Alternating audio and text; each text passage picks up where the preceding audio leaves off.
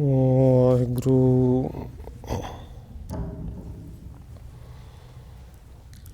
ਇੱਕ ਓੰਕਾਰ ਸਤਿਨਾਮ ਕਰਤਾ ਪੁਰਖ ਨਿਰਭਉ ਨਿਰਵੈਰ ਅਕਾਲ ਮੂਰਤ ਅਜੂਨੀ ਸੈਭੰ ਗੁਰ ਪ੍ਰਸਾਦ। ਜੀਤਾ ਜੀਉ ਪਿੰਡ ਸਭ ਤੇਰਾ, ਤੂੰ ਅੰਤਰ ਜਾਮੀ ਪੁਰਖ ਭਗਵਾਨ। ਦਾਸਨ ਦਾਸ ਕਹੈ ਜਨ ਨਾਨਕ, ਜਿਹਾ ਤੂੰ ਕਰਾਹੇ ਤਿਹਾ ਹਉ ਕਰੀ ਵਖਿਆਣ। ਗੁਰ ਨਾਨਕ ਪਦ ਪੰਕਜ ਬੰਦਨ, ਪਦ ਪੰਕਜ ਬੰਦਨ। ਸਿਮਰੋ ਅੰਗਦ ਦੁਖ ਨਿਕੰਦਨ, ਗੁਰ ਅਮਰਦਾਸ ਹਿਰਦੈ ਨਿਤ ਧਿਆਉ, ਹਿਰਦੈ ਨਿਤ ਧਿਆਉ। ਗੁਰ ਰਾਮਦਾਸ ਗੁਣ ਗਾਉ, ਗੁਰ ਅਰਜਨ ਬਿਘਨ ਨ ਕੇ ਨਾਸਕ, ਬਿਘਨ ਨ ਕੇ ਨਾਸਕ। ਗੁਰ ਹਰਗੋਬਿੰਦ ਸ਼ੁਭ ਸੁਮਤ ਪ੍ਰਕਾਸ਼ਕ। ਸ਼੍ਰੀ ਹਰਿ ਰਾਇ ਨਮੋ ਕਰ ਜੋਰੀ, ਨਮੋ ਕਰ ਜੋਰੀ। ਸ਼੍ਰੀ ਹਰਿ ਕ੍ਰਿਸ਼ਨ ਨਾਮ ਬਹੋਰੀ।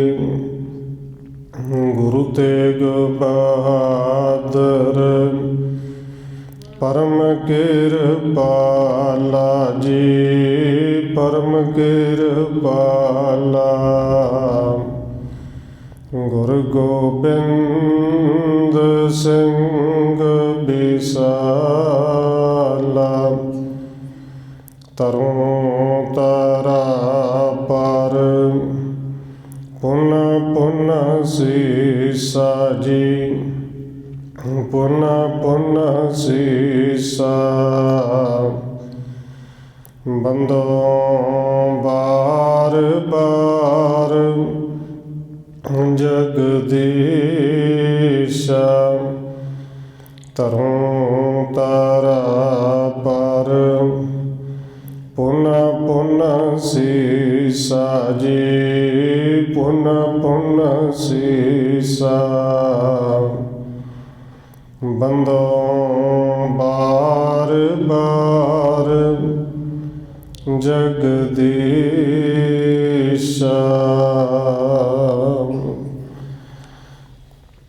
ਜਿਸ ਮਹਿ ਅੰਮ੍ਰਿਤ ਗਿਆਨ ਹੈ, ਮਾਣਕ ਭਗਤ ਬੈਰਾਗ। ਸ਼੍ਰੀ ਗੁਰੂ ਗ੍ਰੰਥ ਸਾਹਿਬ ਉਦਦ, ਬੰਦੋ ਕਰ ਅਨੁਰਾਗ। ਏਕ ਓੰਕਾਰਾ ਸਤਿਗੁਰੂ ਜੇ ਪ੍ਰਸਾਦ ਸਚ ਹੋਏ।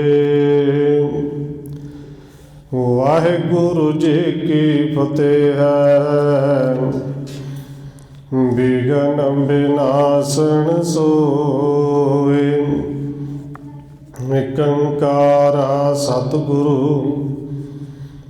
ਜਿਹ ਪ੍ਰਸਾਦ ਸਚ ਹੋਏ। ਵਾਹਿਗੁਰੂ ਜੀ ਕੀ ਫਤਿਹ ਹੈ। ਬਿਗਨ ਬਿਨਾਸਣ ਸੋਏ। ਵਾਹਿਗੁਰੂ ਜੀ ਦੋਹਰਾ ਹਿਰਦਾ ਕਿਦਾਰ ਸੁਧਾਰਨੋ। ਤਜਨੋ ਸਰਬ ਵਿਕਾਰ। ਸਤਿਗੁਰ ਕਰਣਾ ਜਲ ਪਰੈ। ਭਗਤ ਕ੍ਰਿਖੇ ਹੈ ਵਿਸਾਰ।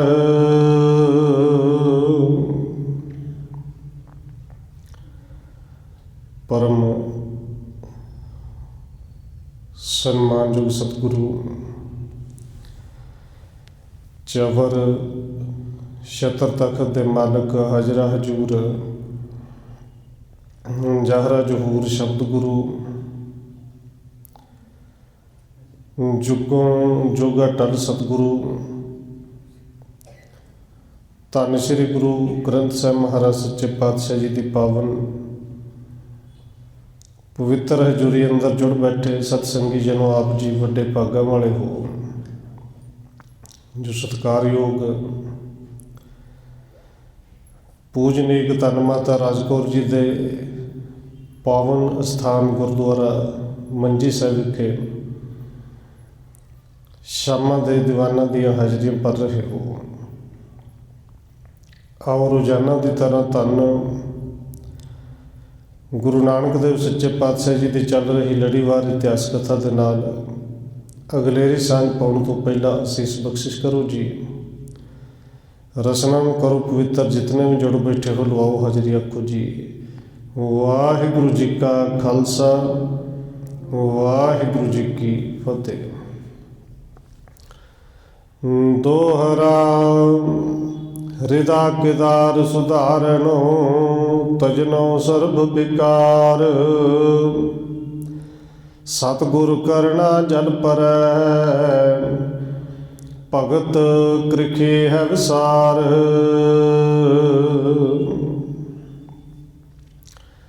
ਕਵੀ ਰਾਜ ਕਵੀ ਸੰਤੋਖ ਸਿੰਘ ਜੀ ਅਗਲਾ ਅਧਿਆਇ ਸ਼ੁਰੂ ਕਰਦੇ ਆ। ਪਹਿਲਾਂ ਇੱਕ ਦੋਹਰਾ ਲਿਖਦੇ ਨੇ ਕਿ ਜਿਵੇਂ ਸਾਰੇ ਅੰਦਰ ਦੇ ਵਿਕਾਰ ਜਿਹੜੇ ਛੱਡਦੇ ਨੇ, ਇਹ ਇਸ ਤਰ੍ਹਾਂ ਹੈ ਕਿ ਜਿਵੇਂ ਜ਼ਿਮੀਂਦਾਰ ਨੇ ਖੇਤੀ ਕਰਨੀ ਹੈ ਤੇ ਕੋਈ ਵੀ ਫਸਲ ਬੀਜਣੀ ਹੋਵੇ, ਉਸ ਤੋਂ ਪਹਿਲਾਂ ਉਸ ਜ਼ਮੀਨ ਨੂੰ ਸੁਧਾਰਿਆ ਜਾਂਦਾ ਹੈ। ਉਹਨੂੰ ਵਾਹ ਕੇ ਉਹਦੇ ਵਿੱਚੋਂ ਜਿਹੜਾ ਘਾਹ ਹੈ, ਜਿਹੜਾ ਉਹਦੇ ਵਿੱਚ ਕੋਈ ਇੱਟ ਰੋੜਾ ਹੋਵੇ, ਉਹਨੂੰ ਚੁੱਕ ਕੇ ਬਾਹਰ ਕੱਢਿਆ ਜਾਂਦਾ ਹੈ। ਚੰਗੀ ਤਰ੍ਹਾਂ ਸੁਧਾਰ ਕੇ ਫਿਰ ਬੀਜ ਪਾਇਆ ਜਾਂਦਾ ਹੈ। ਇੱਥੇ ਕਵੀ ਰਾਜ ਕਹਿੰਦੇ ਨੇ ਹਿਰਦਾ ਕਿਦਾਰ ਸੁਧਾਰਨੋ। ਭਈ ਇਹ ਹਿਰਦਾ ਵੀ ਇੱਕ ਖੇਤੀ ਹੈ, ਇਹਦੇ ਵਿੱਚ ਨਾਮ ਦਾ ਬੀਜ ਪਾਉਣਾ ਹੈ ਤੇ ਬੀਜ ਪਾਉਣ ਤੋਂ ਪਹਿਲਾਂ ਬੜਾ ਜ਼ਰੂਰੀ ਹੈ ਇਹਨੂੰ ਅੰਦਰੋਂ ਸੁਧਾਰ ਲੈਣਾ। ਸਤਿਗੁਰ ਕਰਣਾ ਜਲ ਪਰੈ। ਭਗਤ ਕ੍ਰਿਖੇ ਹੈ ਵਿਸਾਰ। ਜਦੋਂ ਹਿਰਦਾ ਸੁੱਧ ਹੋ ਜਾਏਗਾ, ਹਿਰਦਾ ਸੁਧਾਰ ਲਵਾਂਗੇ, ਫਿਰ ਸਤਿਗੁਰੂ ਕਰਨਾ ਜਲ ਪਰੈ। ਗੁਰੂ ਦੀ ਕਿਰਪਾ ਦਾ ਇਹਦੇ ਵਿੱਚ ਜਲ ਪਏਗਾ। ਫਿਰ ਭਗਤੀ ਰੂਪੀ ਜਿਹੜੀ ਇਹ ਖੇਤੀ ਹੈ, ਇਹ ਬੜੀ ਫਲੇਗੀ ਫੁੱਲੇਗੀ, ਇਹਦੇ 'ਚੋਂ ਬੜਾ ਕੁਝ ਪੈਦਾ ਹੋਵੇਗਾ। ਇਹ ਪ੍ਰਸੰਗ ਸ਼ੁਰੂ ਕਰਨ ਤੋਂ ਪਹਿਲਾਂ ਕਵੀ ਰਾਜ ਨੇ ਇੱਕ ਦੋਹਰਾ ਲਿਖਿਆ ਹੈ। ਅਸ ਸ੍ਰੀ ਪ੍ਰਭ ਨੈ ਤਪ ਬਹੁ ਠਾਨਾ। ਜਹ ਤਹਿ ਪਸਰਿਓ ਸੋ ਜਸ ਮਹਾਨਾ। ਤੇ ਕਵੀ ਰਾਜ ਅੱਗੇ ਪ੍ਰਸੰਗ ਸ਼ੁਰੂ ਕਰਦੇ ਲਿਖਦੇ ਨੇ, ਜਿਵੇਂ ਆਪ ਜੀ ਨੇ ਪਿਛਲੇ ਪ੍ਰਸੰਗ ਦੇ ਵਿੱਚ ਸੁਣਿਆ ਕਿ ਧੰਨ ਗੁਰੂ ਨਾਨਕ ਦੇਵ ਸੱਚੇ ਪਾਤਸ਼ਾਹ ਜੀ ਨੇ ਇਸ ਤਰ੍ਹਾਂ ਬਹੁਤ ਸਾਰਾ ਤਪ ਕੀਤਾ। ਕੁਟੀਆਂ ਦੇ ਵਿੱਚ ਰਹੇ, ਰੋੜਾਂ ਦੀ ਸੇਜ ਵਿਛਾ ਕੇ ਰਹੇ। ਪ੍ਰਸ਼ਾਦਾ ਜਿਹੜਾ ਸੀ ਪਹਿਲੋਂ 2 ਵਕਤ ਛਕਦੇ ਸੀ, ਫਿਰ ਇੱਕ ਵਕਤ ਛਕਣਾ ਸ਼ੁਰੂ ਕੀਤਾ, ਫਿਰ ਇੱਕ ਵਕਤ ਦਾ ਵੀ ਛੱਡ ਦਿੱਤਾ। ਕੇਵਲ ਇੱਕ ਅੱਕ ਦਾ ਫੁੱਲ ਸਾਰਾ ਦਿਨ ਉਹੀ ਛਕਦੇ ਨੇ, ਇੱਕੋ ਫੁੱਲ। ਔਰ ਸਮਾਂ ਐਸਾ ਹੈ ਕਿ ਗੁਰੂ ਸਾਹਿਬ ਜੀ ਸਿਰਫ ਇੱਕ ਰੇਤ ਦਾ, ਇੱਕ ਕਿਣਕਾ ਛਕ ਕੇ ਸਾਰਾ ਦਿਨ ਗੁਜ਼ਾਰਾ ਕਰਦੇ ਸਨ। ਸਾਰਾ ਦਿਨ 2 ਕਿਲੋਮੀਟਰ ਦੇ ਦਾਇਰੇ ਵਿੱਚ ਸਤਿਗੁਰੂ ਜੀ ਨੇ ਤੁਰੇ ਫਿਰਨਾ ਵੀ ਰਹਿਣਾ, ਸੰਗਤਾਂ ਨੂੰ ਦਰਸ਼ਨ ਵੀ ਦੇਣੇ, ਔਰ ਕਈ ਵਾਰੀ ਸਾਰਾ ਦਿਨ ਖਲੋਤੇ ਹੀ ਰਹਿਣਾ। ਇਸ ਢੰਗ ਦੇ ਨਾਲ ਗੁਰੂ ਸਾਹਿਬ ਨੇ ਤਪ ਕੀਤਾ। ਧੰਨ ਗੁਰੂ ਨਾਨਕ ਦੇ ਸੱਚੇ ਪਾਤਸ਼ਾਹ ਜੀ ਦਾ ਜਿਹੜਾ ਜਸ ਸੀ ਉਹ ਸਾਰੇ ਪਾਸੇ ਫੈਲਿਆ ਹੋਇਆ। ਦੇਸ਼ ਵਿਦੇਸ਼ਣ ਘਰ ਘਰ ਮਾਹੀ, ਸਿਰ ਨਾਨਕ ਪ੍ਰਾਹੀ। ਦੇਸ਼ਾਂ ਵਿੱਚ ਵਿਦੇਸ਼ਾਂ ਵਿੱਚ ਘਰ ਘਰ ਦੇ ਵਿੱਚ ਬਸ ਇੱਕੋ ਹੀ ਆਵਾਜ਼ ਨਿਕਲਦੀ ਸੀ, ਧੰਨ ਗੁਰੂ ਨਾਨਕ ਦੇਵ ਜੀ, ਧੰਨ ਗੁਰੂ ਨਾਨਕ ਜੀ। ਸਭ ਦੇ ਮੂੰਹ ਦੇ ਵਿੱਚ ਇੱਕੋ ਹੀ ਆਵਾਜ਼ ਨਿਕਲਦੀ ਸੀ, ਧੰਨ ਸਤਿਗੁਰੂ, ਧੰਨ ਗੁਰੂ ਨਾਨਕ ਸਾਹਿਬ ਜੀ। ਮਿਲੇ ਪਰਸ ਪਾਰ ਮਾਨਵ ਬ੍ਰਿੰਦਾ, ਆਵੇਂ ਦਰਸ਼ਨ ਹੇਤ ਮੁਕੰਦਾ। ਬਹੁਤ ਸਾਰੇ ਮਨੁੱਖ ਜਿਹੜੇ ਨੇ ਦੂਰ ਤੋਂ, ਜਿਹੜੇ ਕਦੇ ਪਹਿਲੋਂ ਮਿਲੇ ਵੀ ਨਹੀਂ ਸਨ, ਸਤਿਗੁਰੂ ਜੀ ਦੀ ਮਹਿਮਾ ਸੁਣ ਕੇ ਆਉਂਦੇ ਨੇ, ਇੱਕ ਦੂਜੇ ਨੂੰ ਮਿਲਦੇ ਨੇ, ਆ ਕੇ ਮੁਕਤੀ ਦਾਤੇ ਦੇ ਦਰਸ਼ਨ ਕਰਦੇ ਨੇ, ਔਰ ਆਪਸ ਵਿੱਚ ਮਿਲ ਕੇ ਭਰਾਵਾਂ ਵਰਗਾ ਪਿਆਰ ਬਣਦਾ ਹੈ। ਕੇਤਕ ਦਰਸ ਕਰੇ ਕਰ ਜਾਹੀ, ਕੇਤਕ ਰਹਿ ਪ੍ਰਭੂ ਕੇ ਪਾਹੀ। ਕਹਿੰਦੇ ਕੁਝ ਦਰਸ਼ਨ ਕਰਕੇ ਵਾਪਸ ਘਰਾਂ ਨੂੰ ਚਲੇ ਜਾਂਦੇ ਸਨ, ਕੁਝ ਜਿਹੜੇ ਦੂਰ ਦਰਾਡੇ ਤੋਂ ਆਏ ਹੁੰਦੇ ਸਨ ਉਹ ਸਤਿਗੁਰੂ ਦੇ ਚਰਨਾਂ ਵਿੱਚ ਰਹਿ ਜਾਂਦੇ ਸਨ, ਔਰ ਕਈ ਦਿਨ, ਕਈ ਮਹੀਨੇ ਵੀ ਰਹਿ ਜਾਂਦੇ ਸਨ। ਭੀਰ ਭੂਰ ਪੀ ਪੁਰ ਕਰਤਾਰਾ, ਖਾਏ ਸਮੇਂ ਦੋਇ ਰੁਚਰ ਆਹਾਰਾ। ਕਰਤਾਰਪੁਰ ਸਾਹਿਬ ਦੇ ਵਿੱਚ ਬੜੀ ਵੱਡੀ ਭੀੜ ਜੁੜੀ ਹੋਈ ਰਹਿੰਦੀ ਸੀ। ਦੋਵੇਂ ਵਕਤ ਗੁਰੂ ਘਰ ਦੇ ਵਿੱਚ ਬੜਾ ਸੋਹਣਾ ਲੰਗਰ ਬਣਦਾ ਸੀ। ਦੋਵੇਂ ਵਕਤ ਗੁਰੂ ਕੇ ਸਿੱਖ ਛਕਦੇ ਸਨ। ਹੋਏ ਅੰਨ ਕੇ ਤੋਟ ਨ ਕੋਈ, ਰਹਿ ਜੋ ਦੇਗ ਅਚੈ ਸਭ ਕੋਈ। ਕਿਉਂਕਿ ਖੇਤੀ ਵੀ ਇੰਨੀ ਹੁੰਦੀ ਸੀ,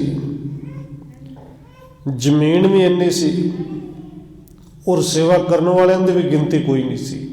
ਇਸ ਕਰਕੇ ਅੰਨ ਦੀ ਤੇ ਤੋਟ ਆਉਂਦੀ ਨਹੀਂ ਸੀ, ਭਾਵੇਂ ਹਜ਼ਾਰਾਂ ਹੀ ਮਨੁੱਖ ਆ ਕੇ ਰੋਜ਼ ਲੰਗਰ ਛਕਦੇ ਸਨ। ਦੋਵੇਂ ਵਕਤ ਲੰਗਰ ਚੱਲਦਾ ਸੀ। ਦੋਹਰਾ ਦੇਸ਼ ਵਿਦੇਸ਼ਣ ਤੇ ਤਹਾਂ, ਬਹੁਤ ਸੰਗਤ ਪੀ ਆਏ। ਤੇ ਕੇਵਲ ਨੇੜੇ ਪਿੰਡਾਂ ਦੀ ਨਹੀਂ, ਕਵੀ ਰਾਜ ਕਹਿੰਦੇ ਦੇਸ਼ਾਂ ਵਿਦੇਸ਼ਾਂ ਦੇ ਵਿੱਚੋਂ ਵੀ ਬਹੁਤ ਸੰਗਤ ਆਉਂਦੀ ਸੀ, ਜਥੇ ਬਣਾ ਕੇ ਆਉਂਦੀ ਸੀ। ਅਪਰਮਾਨ ਗਿਣਤੀ ਨਾ ਕੋ, ਦਰਸ਼ਨ ਕਰ ਹਰ ਖਾਏ। ਤੇ ਕਰਤਾਰਪੁਰ ਸਾਹਿਬ ਸੰਗਤ ਜਿਹੜੀ ਆਉਂਦੀ ਸੀ ਉਹਨਾਂ ਦੀ ਗਿਣਤੀ ਨਹੀਂ ਸੀ, ਹਜ਼ਾਰਾਂ ਦੀ ਗਿਣਤੀ ਵਿੱਚ ਆਉਂਦੇ ਸਨ, ਔਰ ਦਰਸ਼ਨ ਕਰਕੇ ਬੜੇ ਖੁਸ਼ ਹੁੰਦੇ ਸਨ।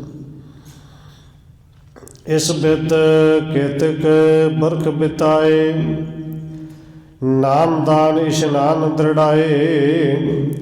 ਇਸ ਤਰ੍ਹਾਂ ਸਤਿਗੁਰੂ ਧੰਨ ਗੁਰੂ ਨਾਨਕ ਸਾਹਿਬ ਜੀ ਨੇ ਕਈ ਸਾਲ ਕਰਤਾਰਪੁਰ ਸਾਹਿਬ ਦੇ ਵਿੱਚ ਬਤੀਤ ਕੀਤੇ। ਔਰ ਆਪ ਜੀ ਜਾਣਦੇ ਹੋ, ਸਰੀਰ ਦੇ ਅਖੀਰਲੇ 18 ਸਾਲ ਗੁਰੂ ਸਾਹਿਬ ਜੀ ਕਰਤਾਰਪੁਰ ਸਾਹਿਬ ਹੀ ਰਹੇ। ਖੇਤੀ ਕਰਦੇ ਸਨ, ਖੇਤੀ ਕਰਮਦੇ ਸਨ, ਔਰ ਇੱਥੇ ਰਹਿ ਕੇ ਨਾਮਦਾਨ ਇਸ਼ਨਾਨ ਦ੍ਰਿੜਾਏ। ਜਿੰਨੀਆਂ ਸੰਗਤਾਂ ਆਉਂਦੀਆਂ ਨੇ ਸਭ ਨੂੰ ਇਹ ਉਪਦੇਸ਼ ਦੇ ਦਿੰਦੇ ਨੇ ਭਈ ਨਾਮ ਜਪੋ, ਕਿਰਤ ਕਰੋ ਤੇ ਵੰਡ ਕੇ ਛਕੋ। ਤੇ ਨਾਲ ਕਹਿੰਦੇ ਨੇ ਜਿਹੜਾ ਵੰਡ ਕੇ ਛਕਣਾ ਉਹਨੂੰ ਸ਼ਬਦ ਦਾਨ ਵੀ ਵਰਤਿਆ ਜਾਂਦਾ ਹੈ। ਨਾਮ ਦਾਨ ਤੇ ਇਸ਼ਨਾਨ ਦ੍ਰਿੜਾਏ, ਭਈ ਇਸ਼ਨਾਨ ਜ਼ਰੂਰੀ ਹੈ, ਇਸ਼ਨਾਨ ਵੀ ਕਰਨਾ ਹੈ।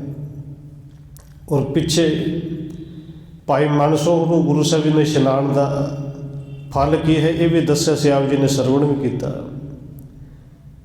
ਕਿ ਜਿਹੜਾ ਪਹਿਰ ਰਾਤ ਰਹਿੰਦਿਆਂ ਅੰਮ੍ਰਿਤ ਵੇਲੇ ਉੱਠ ਕੇ ਇਸ਼ਨਾਨ ਕਰੇ, ਉਹਨੂੰ ਇਸ਼ਨਾਨ ਦਾ ਫਲ ਇੰਨਾ ਹੈ ਕਿ ਜਿਵੇਂ ਉਹਨੇ ਕਿਸੇ ਨੂੰ ਹੀਰੇ ਦਾਨ ਕਰ ਦਿੱਤੇ।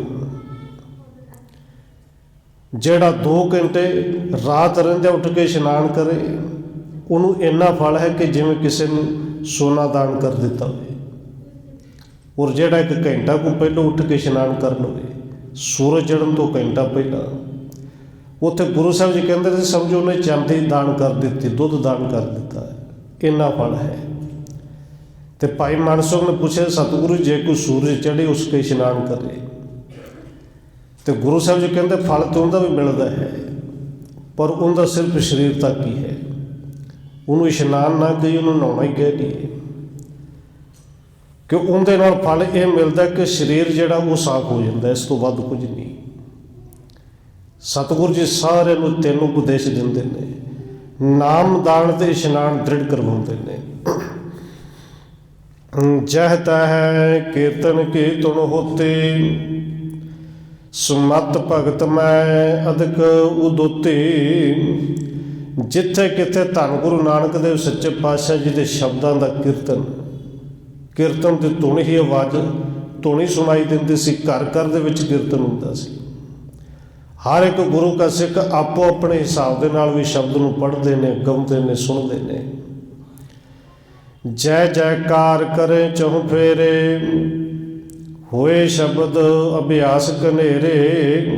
चार सफेरे सतगुरु धन गुरु नानक साहब जी की जय जयकार होती है। गुरु का शब्द पढ़ते हैं, उन्होंने सुनते हैं, तो सिख उस शब्द का बार बार फिर अभ्यास भी करते हैं। पुन सिक्खी परखण मन ठानी, सुनो कथा ज्यों किए गुण खानी। हुण सतगुरु जी ने पहलों शरीर ते तप करके सिखां नूं विखाया, भाई सिखो जे समा इवें दा आ जावे तो रब नूं उलामे नहीं देने, वो भी उनके शुक्र दे विच रह के तुहानूं गुजारना आउणा चाहिए है। हुण सतगुरु जी ने देखा कि बड़ी भीड़, हज़ारां की गिनती विच सिख बीबियां, वीर, भाई, वड्डे छोटे हुंदे ने, तो केवल ये तो नहीं कि दोवें वक्त लंगर मिलता तो बस ठीक है, काम जिन्ना हो गया कर लिया, ठीक है, लंगर तो मिल ही गया। और देखो ये सेवा भी भावें है तो औखी, पर किते ना किते हो सकती है। चलो लंगर पानी की चिंता नहीं, लंगर पानी मिल जाना, सेवा करते रहो। हुण सतगुरु जी ने सिक्खी की परख करनी है। बरज देन कह कर नर सोई, एक समय निस दिन मह होई। सतगुरु जी ने लांगरियां सारे नूं बुलाया, सारे रसोईए आए तो उन्होंने हुक्म किया भाई लंगर तैयार करना है, पर हुण लंगर एक ही टाइम का तैयार करना है तो एक ही समय वरतना है। उन्होंने को तैयार करना जोड़ा एक बारी सारे छक जाए। सब सिखण कुसो बचन उचारा, अब लांगन बाहू सुखकारा। ते जिन्ने सिख सन गुरु साहब ने सब नूं हुक्म कर दिता भाई अज तो जिन्ने सेवा करनी है, इत्थे रहना है। ये देख लो कि लंगर जिहड़ा है वो इक्को टाइम का मिलना है। तो दूसरा हुक्म किया अज तो खेत जिहड़े ने फसल वड्डी गई है, हुण अगली बीजनी है, भी कोई खाली नहीं रहेगा, सब ने हल वाहुणे ने सवेर तो लैके शाम तक। और आप जी जिम्मेदारी नाल जुड़े हो हल वाहुंदे आ। अक्सर भुख जिहड़ी आम नालों ज़्यादा लगती है, हल सारा दिन वाहुणा है, पर प्रशादा इक्को वारी छकना है। क्रिखे कार करिए मन लाई, नित उजल है वो बुद्ध सवाई। सतगुरु कहते ने मन ला के बई क्रिखे खेती करनी है, इहदे नाल मत बुद्ध जिहड़ी सवाई होवेगी, उजल होएगी। अस कह सबको लीन संगारे, सेव करावे बासुर सारे। तो ये नहीं कि गुरु साहब ने हुक्म कर दिता तुसी हल वाओ, कहते ये कह के गुरु साहब ने सारे नूं नाल लिया। अस कह सबको लीन संगारे, कहते पाई जाओ एक हल मैनू फड़ाओ, बाकी तुसी फड़ो। इस तरह गुरु साहब जी सारा दिन सेवा करते हैं, नाले करवाते हैं। जब देखे सिखण अस चाले, चलै तबै निज सदन संभाले। कई तो सिर्फ इक्को दिन उन्होंने सेवा की कि जे रोटी भी एक वक्त खानी है, हल सारा दिन चलाना, ये काम साडे तो नहीं हो सकता। घट्टो घट्ट प्रशादा तो 2 वक्त मिले। कहते जदों इवें दी चाल वेखी, वो तो इक्को दिन दे विच रज के चले गए, अद्धे तो ज़्यादा निकल गए। केतक चतर 5 दिन रहे, करे कृत कश भूखे दहे। उन्हां विचों कुछ कुछ उन्होंने औखे सौखे 4-5 दिन ते सेवा की। उन्होंने लगता है कि शायद गुरु साहब जी कृपा कर ही देन, प्रशादा 2 वक्त कर ही देन, पर प्रशादा एको वक्त ही। कुछ 5-4 दिन सेवा करके फिर चले गए। और सतगुरु जी कहते हैं भाई चले जाओ, ये परख से चले जाओ, जिन्होंने जाना सारे जाओ। पर जब देखे सिखण अस चाले, चले तबै निज सदन संभाले। हुण जेड़े ये कह दे कि घट निश्चय वाले सन, वो तो घरां नूं चले गए। लांगल त्यागे लीन विदाई, गए धाम निज कार कमाई। कहते चौथे 5वें दिन जदों गुरु साहब ने फिर जोग फड़ाई कि फड़ो हल, कहते बलदां नूं हल नूं जोड़ी नूं छड्डिया ते गुरु साहब दे अगे हथ जोड़ के कुछ तो विदा लैके गए कि सतगुरु जी कृपा करो, सानू तो घर जाने की इजाजत दे दो। क्योंकि भुखे 5-4 दिन तो कढ़ ले, साडे तो भुख बर्दाश्त नहीं जी होती। अर्धक गए अर्ध जब रहे, सबन सुनाए प्रभु बच कहे। उन्हां विचों भी अद्धे कुछ जो 4-5 दिन तो बाद चले गए, जेड़े बाकी अद्धे बचे सतगुरु जी ने उन्होंने फिर इकट्ठा किया ते इस तरह गुरु साहब ने बचन कहे। द्वितीय दिवस असन को करिए, बाहा खेत संकट पर हरिए। सतगुरु जी कहते हैं भाई सिखो जिन्हें जाना चले जाओ, पर सिखे कुछ सिदकवान सन कि सतगुरु जी असीं तुहाडी सेवा विच ही हैं। तो सतगुरु जी कहते फिर चलो करो सेवा, पर अज प्रशादा मिल गया कल नहीं मिलना। प्रशादा एक वक्त मिलेगा पर एक दिन छड्ड के मिलेगा। 7 बचन जी सिख फिर लगे। दिवस दसन लहू ऐसे बिताए, शुद्धाकृत ते उर अलुकाए। हुण इन्नी मेहनत करनी, सारा दिन बलदा के पिछे चलते रहना, प्रशादा मिलना ही नहीं। एक दिन मिलना ही नहीं, दूजे दिन एक वक्त मिलना। इस तरह करदे 10 कुछ दिन तो कुछ सिखां ने फिर होर कढ़े, पर फिर भुख दे नाल जिहड़े व्याकुल हो गए। गए सदन को सिख बहु रहे, अड़प ते थाए। कहते उन्हां विचों भी बहुते घरां नूं चले गए, बस कुछ को गिनती दे सिख गुरु साहब के चरणों में फिर भी टिके रहे। चतुर पहर लांगड़ लिए, कृत सो वहर कमाए। कहते 4 पैर हल वाहुंदे ने, सारा दिन खेतों के विच सेवा करते हैं, किरत करते हैं, और इस तरह एक दिन प्रशादा छकते हैं, एक दिन कोई भी नहीं। मरण धार और बैठे सोए, जाए न कबहूँ कैसे हुए। कई भुख के नाल व्याकुल तो बड़े हुए, इतों तक डर गए कि साडी मौत पक्की है जे इस तरह काम करते रहे। पर वो चुप करके बैठे रहे, बोले कुछ नहीं। अत शुद्धता पुन कृत कमावै, दुर्लभ भय ना सदन सिधावै। अत दे भुख सहंदे ने और बड़े सख्त जिहड़ी मेहनत करते हैं, सेवा करते हैं। शरीर जिहड़े ने भुख दे नाल सुक के तीले वर्गे हो गए, बड़े कमज़ोर हो गए, पर वो घरां नूं नहीं गए।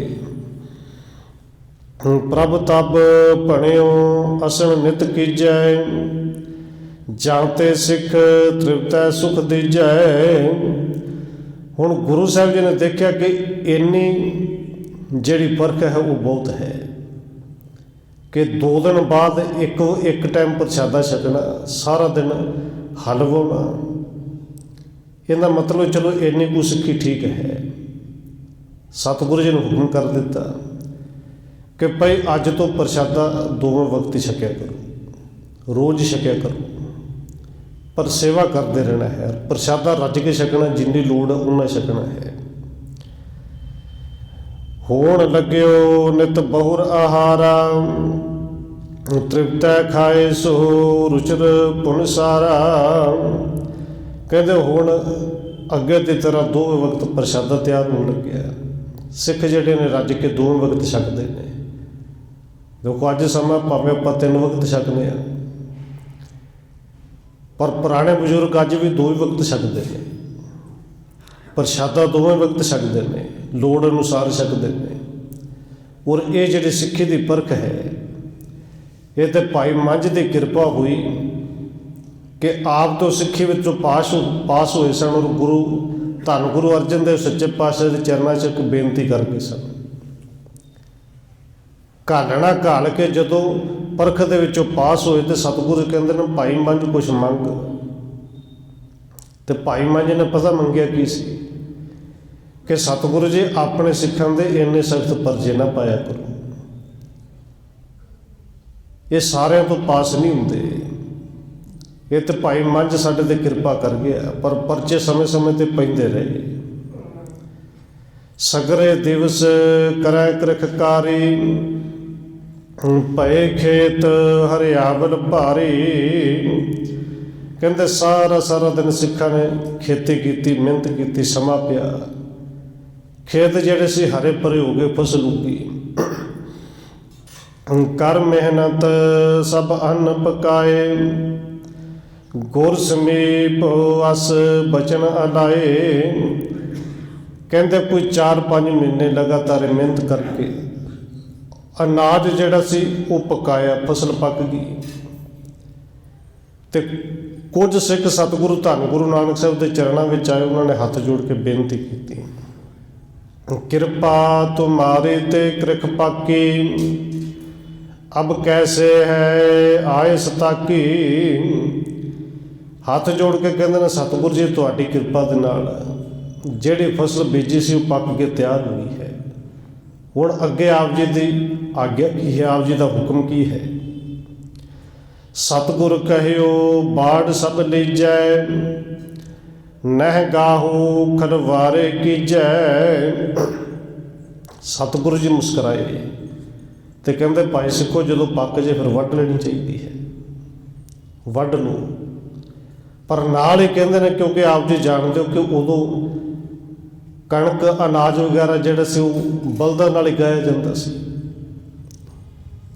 1 ਕਿੱਲੇ ਦਾ 2 ਕਿੱਲੇ ਦਾ ਇਕੱਠਾ ਕਰਕੇ ਗਾ ਲਿਆ। ਪਰ ਗੁਰੂ ਸਾਹਿਬ ਜੀ ਕਹਿੰਦੇ ਨੇ ਹਜੇ ਗਾਉਣਾ ਨਹੀਂ, ਵੱਢ ਲਵੋ।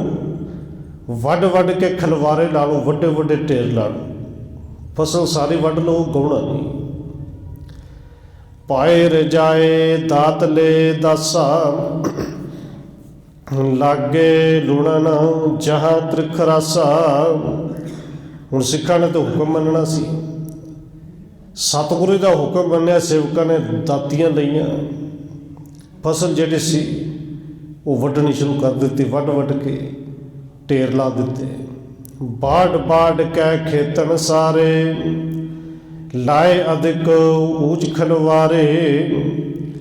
ਕੁਝ ਦਿਨਾਂ ਦੇ ਵਿੱਚ ਸਾਰੇ ਖੇਤ ਜਿਹੜੇ ਸਨ ਵਿੱਚ ਖੜੀ ਹੋਈ ਫਸਲ ਉਹ ਵੱਢ ਲਈ ਗਈ। ਔਰ ਉਸ ਫਸਲ ਨੂੰ ਬੰਨ ਕੇ ਵੱਡੇ ਖਲਵਾਰੇ, ਵੱਡਾ ਢੇਰ ਲਾ ਦਿੱਤਾ। ਬਹੁਰ ਗਏ ਸਿੱਖ ਗੁਰੂ ਅਗਾਰੇ, ਕਹਿਓ ਕਰੇ ਇਕੱਠੇ ਕਿਰਖ ਸਾਰੇ। ਉਹ ਜਿੰਨੇ ਦਿਨ ਵਿੱਚ ਵੀ ਵੱਢੀ ਗਈ, ਸਾਰੇ ਫਸਲ ਵੱਢਣ ਤੋਂ ਬਾਅਦ ਇੱਕ ਵੱਡਾ ਢੇਰ ਲਾਉਣ ਤੋਂ ਬਾਅਦ, ਖਲਵਾੜਾ ਬਣਾਉਣ ਤੋਂ ਬਾਅਦ ਸਿੱਖ ਫਿਰ ਗਏ ਕਿ ਸਤਿਗੁਰੂ ਜੀ ਸਾਰੀ ਫਸਲ ਵੱਢੀ ਵੀ ਗਈ ਹੈ, ਖਲਵਾੜਾ ਵੀ ਲੱਗ ਗਿਆ ਹੈ, ਬਹੁਤ ਵੱਡਾ ਢੇਰ ਲੱਗਾ ਹੈ। ਲਾਗੇ ਅਧਿਕ ਊਚ ਅੰਬਾਰੇ, ਅਬ ਰਜਾਏ ਰਾਵਰ ਅਨੁਸਾਰੇ। ਸਤਿਗੁਰੂ ਜੀ ਉੱਚੇ ਅੰਬਾਰ ਲੱਗੇ ਨੇ, ਪੰਡਾ ਬੰਨ ਕੇ ਢੇਰ ਲਾ ਦਿੱਤੇ ਨੇ। ਹੁਣ ਸਤਿਗੁਰੂ ਜੀ ਆਪ ਜੀ ਦੇ ਅੱਗੇ ਜਿਵੇਂ ਆਗਿਆ ਹੋਵੇ, ਜਿਵੇਂ ਹੁਕਮ ਕਰੋ। ਤੇ ਸਿਨ ਸੁਣ ਕੇ ਪ੍ਰਭੂ ਉਤੰਗੇ, ਚਲੇ ਬਿਲੂਕਣ ਕੋ ਤਿਨ ਸੰਗੇ। ਕਹਿੰਦੇ ਉਸ ਵੇਲੇ ਜਦੋਂ ਗੁਰੂ ਸਾਹਿਬ ਨੇ ਸੁਣਿਆ ਨਾ ਤੇ ਥੋੜ੍ਹਾ ਜਿਹਾ ਮੁਸਕਰਾਏ ਤੇ ਇੱਕਦਮ ਉੱਠੇ। ਕਹਿੰਦੇ ਭਾਈ ਚਲੋ ਫਿਰ ਵੇਖੀਏ ਜਾ ਕੇ ਕਿੱਡੇ ਕੁ ਢੇਰ ਲੱਗੇ ਨੇ, ਕਿੰਨੀ ਕੁ ਫਸਲ ਹੈ। ਫਸਲ ਬੜੀ ਸੋਹਣੀ ਹੈ। ਸਤਿਗੁਰੂ ਜੀ ਫਸਲ ਜਿਹੜੀ ਹੈ ਆਪ ਜੀ ਦੀ ਕਿਰਪਾ ਨਾਲ ਇੰਨੀ ਸੋਹਣੀ ਐਤਕੀ ਪੈਦਾ ਹੋਈ ਕਿ ਝਾੜ ਬੜਾ ਨਿਕਲੇਗਾ। ਸਤਿਗੁਰੂ ਕਹਿੰਦੇ ਚਲੋ ਦੇਖੀਏ। ਗੁਰੂ ਸਾਹਿਬ ਜੀ ਉੱਠ ਕੇ ਨਾਲ ਗਏ। ਉੱਚੇ ਜਹਾਂ ਅੰਬਾਰ ਲਗਾਏ, ਠਾਂਡੇ ਆਣ ਭਏ ਤੇ ਥਾਂ, ਜਿੱਥੇ ਉੱਚੇ ਉੱਚੇ ਅੰਬਾਰ ਲੱਗੇ ਪਏ ਸਨ। ਸਤਿਗੁਰੂ ਜੀ ਉਸ ਫਸਲ ਦੇ ਕੋਲ ਆ ਕੇ ਖਲੋ ਗਏ ਤੇ ਸਿੱਖਾਂ ਨੂੰ ਕਹਿਣ ਲੱਗੇ, ਹਰ ਕੇ ਦੇਖ ਤਿਨੇ ਸੁਖ ਸਦਨੰ, ਸਾਧ ਸਾਧ ਉਚਰਿਓ ਸ੍ਰੀ ਬਦਨੰ। ਔਰ ਦੇਖੋ ਉਹ ਸਿੱਖ ਕਿੰਨੇ ਕੁ ਭਾਗਾਂ ਵਾਲੇ ਹੋਣਗੇ ਕਿ ਜਿਨ੍ਹਾਂ ਨੂੰ ਵੇਖ ਕੇ ਗੁਰੂ ਸਾਹਿਬ ਜੀ ਕਹਿੰਦੇ ਹੋਣਗੇ, ਸਾਧ ਸਾਧ, ਸਿੱਖੋ ਸ਼ਾਬਾਸ਼ ਸ਼ਾਬਾਸ਼। ਨਾਲੇ ਸਤਿਗੁਰੂ ਜੀ ਮੁਸਕਰਾਉਂਦੇ ਨੇ, ਖੁਸ਼ ਹੁੰਦੇ ਨੇ ਕਿ ਫਸਲ ਬੜੀ ਸੋਹਣੀ ਪੈਦਾ ਹੋਈ, ਬੜੀ ਤੁਸੀਂ ਮਿਹਨਤ ਕੀਤੀ, ਔਰ ਜਿਵੇਂ ਫਸਲ ਨੂੰ ਤਿਆਰ ਕੀਤਾ ਤੁਹਾਨੂੰ ਸ਼ਾਬਾਸ਼ ਦੇਣੀ ਬਣਦੀ ਹੈ। ਤੁਮਰੇ ਘਾਲ ਪਈ ਸਭ ਥਾਈ, ਸੋ ਗੁਰ ਕੇ ਹਿਤ ਕ੍ਰਿਤ ਕਮਾਈ। ਕਿਉਂਕਿ ਇਹ ਜਿਹੜੀ ਕਿਰਤ ਕੀਤੀ ਗੁਰੂ ਦੇ ਵਾਸਤੇ ਕੀਤੀ। ਸਤਿਗੁਰੂ ਕਹਿੰਦੇ ਨੇ ਜਿਹੜੇ ਤੁਸੀਂ ਗੁਰੂ ਹਿਤ ਕਿਰਤ ਕੀਤੀ ਹੈ ਨਾ, ਤੁਹਾਡੀ ਇਹ ਘਾਲਣਾ ਘਾਲ ਕਮਾਈ ਜਿਹੜੀ ਥਾਂ ਪੈ ਗਈ। ਤੁਮਰੇ ਘਾਲ ਪਈ ਸਭ ਥਾਈ, ਕੀਤੀ ਹੋਈ ਸੇਵਾ ਥਾਂ ਪੈ ਗਈ ਹੈ। ਅਬ ਤੁਮ ਬਚਨ ਮਾਨੀਏ ਐਸੇ, ਹਿਰਦੇ ਤੁਮਾਰੇ ਲਾਗੇ ਜੈਸੇ। ਤੇ ਨਾਲ ਹੀ ਸਤਿਗੁਰੂ ਜੀ ਕਹਿੰਦੇ ਨੇ, ਭਾਈ ਸਿੱਖੋ ਹੁਣ ਸਾਡਾ ਇੱਕ ਬਚਨ ਹੋਰ ਮੰਨ ਲਓ ਤੇ ਤਾਂ ਮੰਨਿਓ ਜੇ ਤੁਹਾਨੂੰ ਚੰਗਾ ਲੱਗਦਾ ਹੋਵੇ। ਕਿਉਂਕਿ ਮੰਨਿਆ ਤੇ ਤਾਂ ਹੀ ਜਾਂਦਾ ਅਸਲ ਵਿੱਚ ਜੇ ਚੰਗਾ ਲੱਗੇ। ਔਰ ਗੁਰੂ ਸਾਹਿਬ ਦੇ ਕੁਛ ਬਚਨ ਅਸੀਂ ਮੰਨ ਲੈਂਦੇ ਹਾਂ ਜਿਹੜੇ ਸਾਨੂੰ ਚੰਗੇ ਲੱਗਦੇ ਹੋਣ, ਔਰ ਖਾਸ ਕਰਕੇ ਉਹ ਜਿਹਦੇ ਵਿੱਚ ਸਾਨੂੰ ਕੋਈ ਨਾ ਕੋਈ ਫਾਇਦਾ ਦਿਸਦਾ ਹੋਵੇ ਤੇ ਜਿਹਦੇ ਵਿੱਚ ਸਾਨੂੰ ਲੱਗਦਾ ਹੋਵੇ ਕਿ ਨਹੀਂ ਇਹ ਤਾਂ ਬੜਾ ਔਖਾ ਕੰਮ ਹੈ, ਪਰ ਉਹ ਗੁਰੂ ਕਿਸੇ ਇੱਕ ਭਰੋਸੇ ਵਾਲੇ ਤੇ ਸਿਦਕ ਵਾਲੇ ਨੇ। ਸਤਿਗੁਰੂ ਜੀ ਕਹਿੰਦੇ ਨੇ, ਭਾਈ ਜੇ ਤੁਹਾਨੂੰ ਚੰਗਾ ਲੱਗੇ ਤਾਂ ਸਾਡਾ ਇੱਕ ਬਚਨ ਫਿਰ ਹੋਰ ਮੰਨ ਲਓ। ਸਿੱਖ ਕਹਿਓ ਕਿਆ ਹਮਰੇ ਹਾਥਾ, ਚੱਲੇ ਆਪ ਕੇ ਬਚਨ ਸਾਥਾ। ਹੁਣ ਦੇਖੋ ਜਿਹੜੇ ਸਿੱਖਾਂ ਨੇ ਭੁੱਖ ਕੱਟ ਕੱਟ ਕੇ ਇਹ ਫਸਲ ਪੈਦਾ ਕੀਤੀ, ਉਹਨਾਂ ਵਿੱਚ ਭਾਈ ਲਹਿਣਾ ਜੀ ਵੀ ਨੇ, ਉਹਨਾਂ ਸਿੱਖਾਂ ਵਿੱਚ ਬਾਬਾ ਬੁੱਢਾ ਜੀ ਵੀ ਨੇ, ਜਿਹੜੇ ਹਲੇ ਭਰ ਜਵਾਨੀ ਵਿੱਚ ਨੇ। ਔਰ ਆਪ ਜੀ ਇਹ ਵੀ ਜਾਣਦੇ ਹੋ ਕਿ ਇਹਨਾਂ ਸਮਿਆਂ ਦੇ ਵਿੱਚ ਜਵਾਨ ਬੰਦੇ ਨੂੰ ਭੁੱਖ ਵੀ ਜ਼ਿਆਦਾ ਲੱਗਦੀ, ਉਹ ਕੰਮ ਵੀ ਜ਼ਿਆਦਾ ਕਰਦਾ ਹੈ। ਪਰ ਜਿਨ੍ਹਾਂ ਕੋਲ ਸਿਦਕ ਹੋਵੇ ਫਿਰ ਉਹ ਭੁੱਖ ਨੂੰ ਵੀ ਬਰਦਾਸ਼ਤ ਕਰ ਜਾਂਦੇ ਨੇ। ਇਹ ਸਿੱਖਾਂ ਨੇ ਇੰਨੇ ਘਾਲਣਾ ਘਾਲੇ ਤੇ ਗੁਰੂ ਸਾਹਿਬ ਜੀ ਕਹਿੰਦੇ ਨੇ ਹੁਣ ਸਾਡਾ ਬਚਨ ਮੰਨੋ। ਸਿੱਖ ਕਹਿੰਦੇ ਨੇ, ਸਤਿਗੁਰੂ ਜੀ ਸਾਡੇ ਹੱਥ ਵਿੱਚ ਕੀ ਹੈ, ਚੱਲੇ ਆਪ ਕੇ ਬਚਨ ਸਾਥਾ। ਅਸੀਂ ਤਾਂ ਤੁਹਾਡੇ ਬਚਨਾਂ ਦੇ ਅਨੁਸਾਰ ਹੀ ਚੱਲਣਾ ਹੈ, ਜਿਵੇਂ ਤੁਸੀਂ ਕਹਿਣਾ ਉਵੇਂ ਸਤ ਬਚਨ ਕਰਕੇ ਮੰਨ ਲੈਣਾ। ਸਾਡੇ ਹੱਥ ਵਿੱਚ ਤਾਂ ਕੁਝ ਵੀ ਨਹੀਂ। ਸ੍ਰੀ ਨਾਨਕ ਭਾਖੀ ਤਪੈ, ਸੁਣੋ ਬਚਨ ਦੇ ਕਾਨ। ਫਿਰ ਸਤਿਗੁਰੂ ਜੀ ਨਾਲੇ ਮੁਸਕਰਾਏ ਤੇ ਨਾਲੇ ਕਹਿੰਦੇ, ਭਾਈ ਫਿਰ ਸਾਡਾ ਬਚਨ ਨਾ ਕੰਨ ਦੇ ਕੇ ਸੁਣੋ, ਧਿਆਨ ਦੇ ਨਾਲ ਸੁਣੋ। ਇਹ ਲਾਲਚ ਕੇ ਕਰੇ ਤੇ ਨਹਿ ਆਵੇ ਕਛ ਪਾਣ। ਸਤਿਗੁਰੂ ਕਹਿੰਦੇ ਨੇ ਬੰਦਾ ਸਾਰੀ ਉਮਰ ਲਾਲਚੀ ਕਰਦਾ ਰਹਿੰਦਾ ਹੈ, ਭਾਵੇਂ ਉਹ ਜ਼ਿਮੀਂਦਾਰ ਹੋਵੇ ਭਾਵੇਂ ਉਹ ਵਪਾਰੀ ਹੋਵੇ।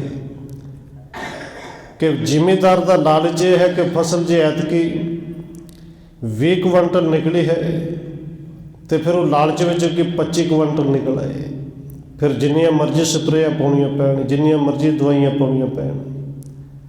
ਕਿਉਂਕਿ ਭਾਵੇਂ ਪਤਾ ਵੀ ਲੱਗਦਾ ਹੋਵੇ ਕਿ ਇਹ ਦਵਾਈਆਂ ਇਹ ਸਪਰੇਆਂ ਜਿਹੜੀਆਂ ਨੇ ਜਿਨ੍ਹਾਂ ਨੇ ਖਾਣਾ ਉਹਨਾਂ ਵਾਸਤੇ ਬੜੀਆਂ ਹੀ ਨੁਕਸਾਨਦਾਇਕ ਨੇ, ਪਰ ਕਿਤੇ ਨਾ ਕਿਤੇ ਲਾਲਚ ਹੀ ਹੈ ਨਾ ਜੀ।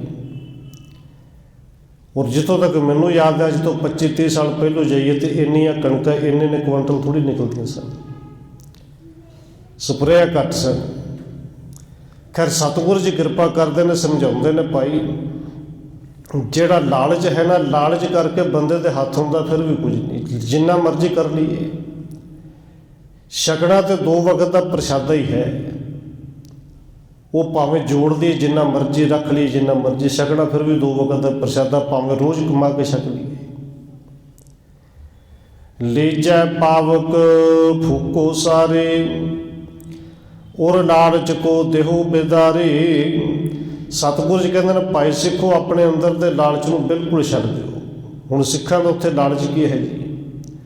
ਫਸਲ ਗੁਰੂ ਦੀ, ਅਨਾਜ ਗੁਰੂ ਘਰ ਦੇ ਵਿੱਚ ਜਾਣਾ ਛਕਣਾ ਸੰਗਤਾਂ ਨੇ ਹੈ, ਪਰ ਇਹ ਵੀ ਇੱਕ ਸੇਵਾ ਦਾ ਵੀ ਲਾਲਚ ਹੈ ਕਿ ਅਸੀਂ ਹੋਰ ਛਕਾਵਾਂਗੇ, ਹੋਰ ਮਿਹਨਤ ਕਰਾਂਗੇ। ਫਸਲ ਵੇਖ ਵੇਖ ਕੇ ਖੁਸ਼ ਹੁੰਦੇ ਨੇ।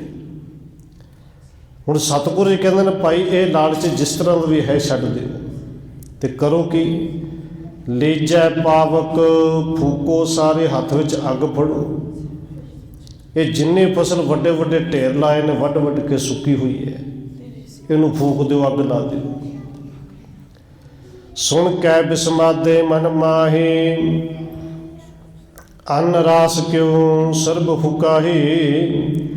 ਹੁਣ ਦੇਖੋ ਜਿਨ੍ਹਾਂ ਨੇ ਇੱਥੋਂ ਤੱਕ ਸਿੱਖੀ ਨੂੰ ਕਮਾ ਲਿਆ, 2-2 ਦਿਨ ਭੁੱਖੇ ਰਹਿ ਕੇ ਸਾਰਾ ਦਿਨ ਹੱਡ ਵੀ ਵਾਹ ਲਿਆ, ਇਹ ਵੇਖ ਕੇ ਉਹਨਾਂ ਦੇ ਵੀ ਅੰਦਰ ਕੰਮ ਗਏ। ਔਰ ਇਹ ਆਪ ਜੀ ਜਾਣਦੇ ਹੋ, ਜ਼ਿਮੀਂਦਾਰ ਫਸਲ ਨੂੰ ਪਾਲਦਾ, ਉਹ ਕੇਵਲ ਫਸਲ ਸਮਝ ਕੇ ਨਹੀਂ ਪਾਲਦਾ, ਆਪਣੇ ਬੱਚਿਆਂ ਦੀ ਤਰ੍ਹਾਂ ਪਾਲਦਾ ਹੈ।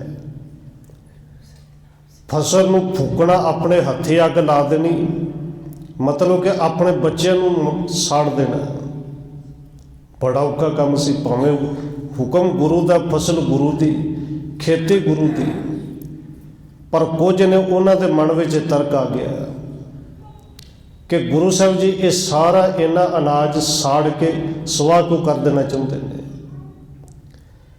ਬੜੇ ਜ਼ੋਰ ਸੋ ਕੀਣ ਕਮਾਈ, ਪ੍ਰਤ ਪਾਰੇ ਬਹੁ ਸੰਕਟ ਪਾਈ।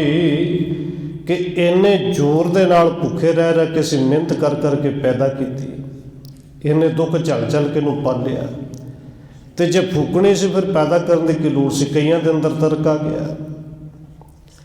ਹਮ ਤੇ ਫੂਕੇ ਜਾਏ ਨ ਕੇਹੀ, ਹਟਕ ਰਹੇ ਕੇਤਕ ਕਹਿ ਇਹੀ। ਕਈ ਤੇ ਆਪਸ ਵਿੱਚ ਕਹਿੰਦੇ ਨੇ ਭਰਾਵੋ ਸਾਡੇ ਤੋਂ ਨਹੀਂ ਫੂਕੀ ਨਹੀਂ ਜਾਣੀ, ਫੂਕੇਗੀ ਜਾਣੀ, ਸਾਡੇ ਤੋਂ ਤਾਂ ਵੇਖੀ ਨਹੀਂ ਜਾਣੀ ਸੜਦੀ ਹੋਈ।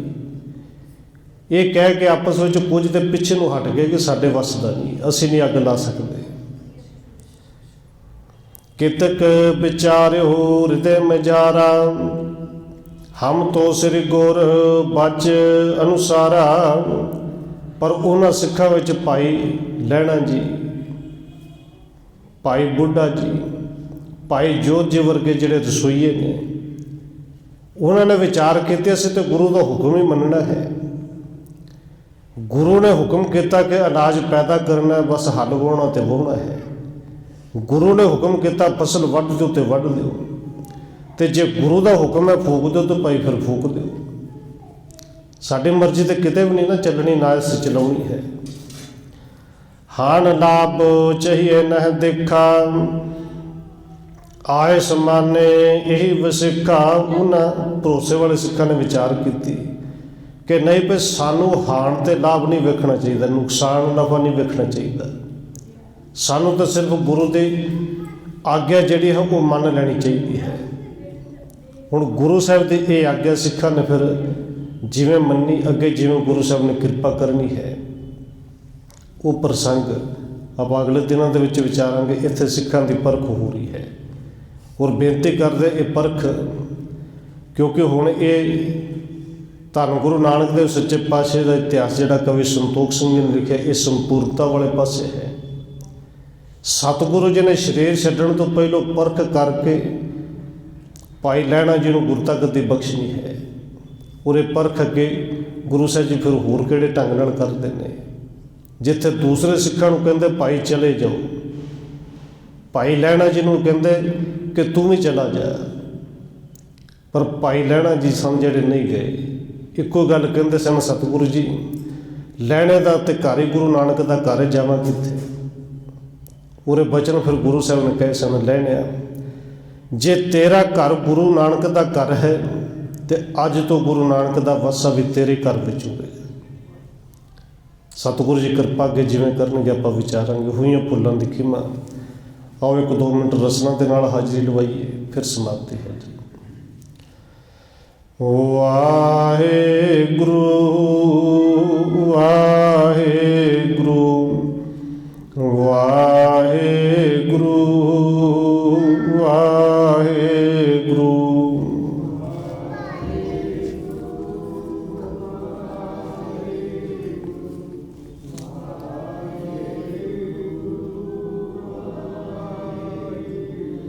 ਵਾਹਿਗੁਰੂ ਵਾਹਿਗੁਰੂ ਵਾਹਿਗੁਰੂ।